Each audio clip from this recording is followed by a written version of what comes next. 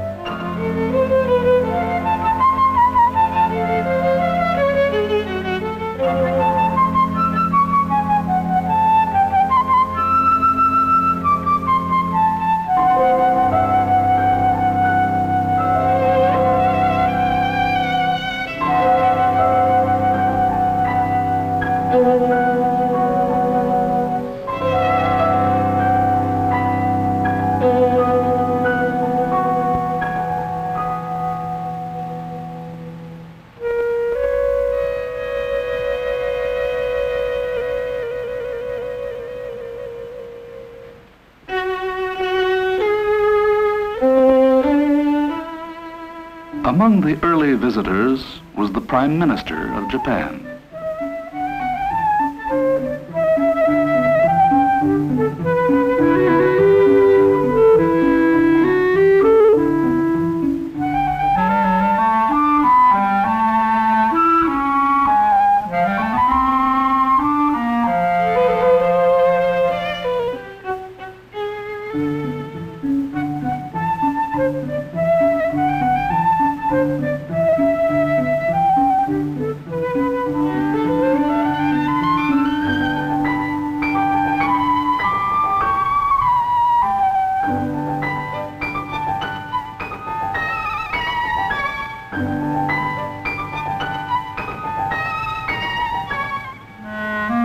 The idea that a house is a roof is not an unusual one, but the Japanese have developed it to an unusual extent. They regard the roof as the most expressive architectural element, and when they speak of the beauty of a building, they think at once of the proportions, the shapes, the modeling and texture of the roof. There are two decisive elements, the structural cage below and the roof above, one expressing the characteristic sense of construction, the other the sense of shelter. Both elements are required to make a home into a house.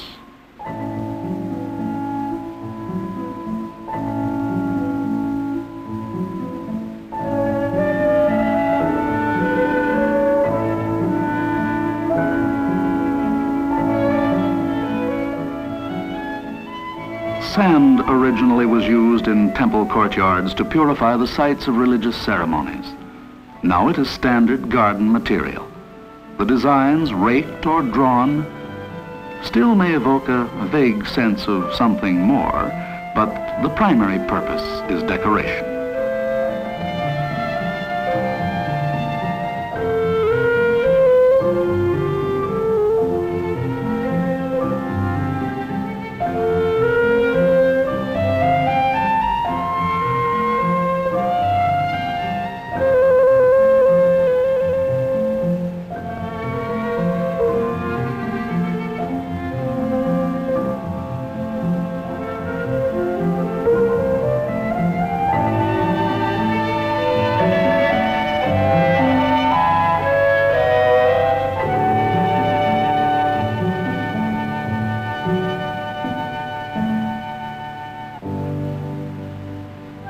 A house is a roof, and so the thickness of the eaves sometimes is exaggerated to produce an illusion of greater weight and density, stimulating the sense of shelter.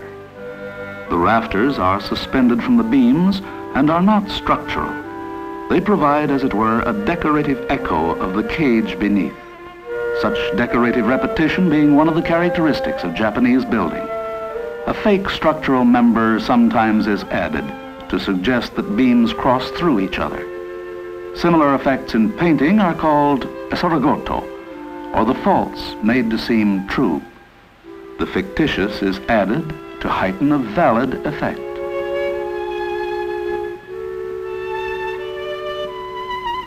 There are two sets of doors, outer doors of wood and inner ones of paper. Both may be removed entirely. The floors are covered with rice straw mats, usually about 3 by 6 feet in size, and the area of a room is indicated by the number of mats. Tables, screens, boxes, and bedding are stored away when not actually in use. The house itself is like a huge piece of furniture. The desk, or shoin, is built in. Cushions are used instead of chairs. There's a profound absence of clutter. It would violate the Japanese sense of the fitness of things. Space is empty, and a house, along with being a roof, is an arrangement of space. The alcove is not so much for the display of works of art as for their contemplation. It is felt that paintings are seen at a disadvantage when strung along a wall. A certain seclusion is essential to the enjoyment of delicate and subtle effects. Space, light, air, openness of plan, and lightness of appearance are essential to the conception of a house. The 20th century taste for open interiors and plain surfaces are Japanese ideas which we have begun to develop in our own way. A transom breaks up space while keeping a sense of openness.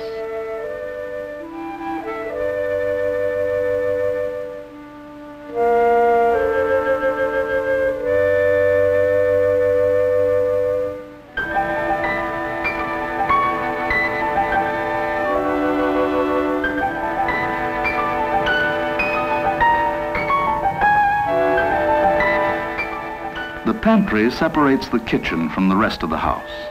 Food is arranged on the bottom shelf for serving.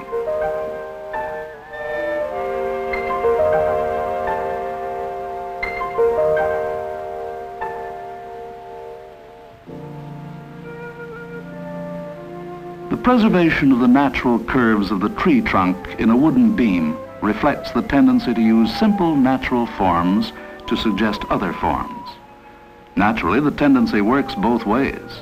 The beam suggests the tree, and the tree suggests the beam. Nature and art are thus united reciprocally.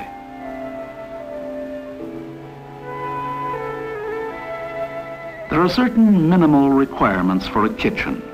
Food has to be cooked, so there are ovens. There has to be a sink. A charcoal fire is kept going on the hearth. Since food, like so many things Japanese, tends to be decorative, its preparation may be complicated. The sink and drain board are, in effect, the aesthetic altar where a large part of the ritual is performed. No one who ever has experienced the delight of removing a lid from a red lacquer bowl to discover an elaborately carved radish floating in a clear broth will have anything but respect for the discipline involved. It is a discipline not unassociated with a sort of mythological approach which is peculiarly Japanese. Sashimi, for example, is sliced raw carp and a great delicacy. The actual preparation of this dish involves quite a lot of work. The mythical recipe changes all that. The live fish is simply placed on a plate and some soy is dropped in one eye. Immediately the carp, which is incidentally a symbol of persistence, leaps upward in a final struggle and then falls apart in many pieces. Ovens are made of earth and white plaster, which is waxed.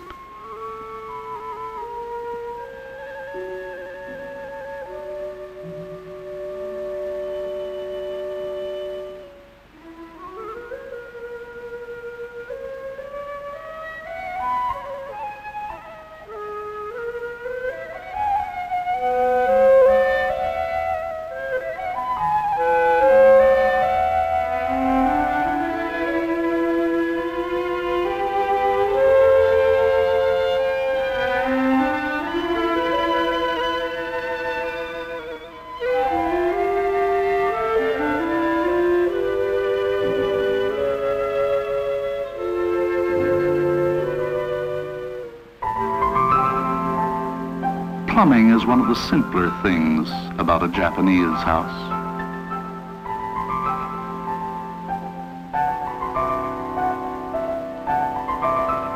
The bathtub is a wooden box from which there is a view of the garden, which should traditionally be very wet and very dark.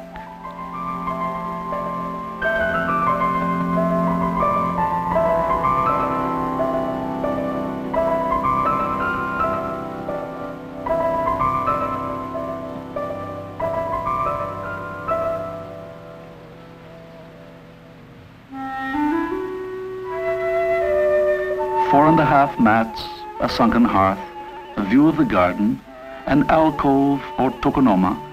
The tea room is called the abode of fancy, the abode of vacancy, the abode of the unsymmetrical. It is dedicated to the ritual of the tea ceremony.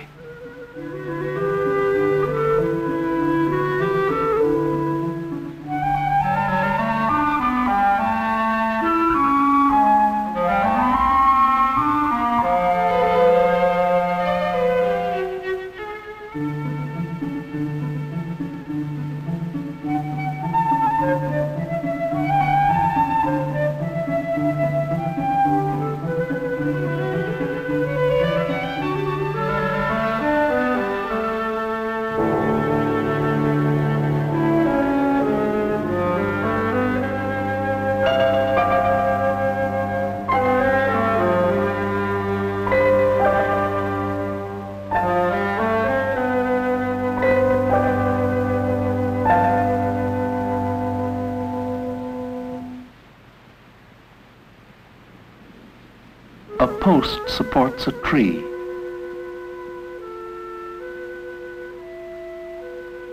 A tree becomes a post.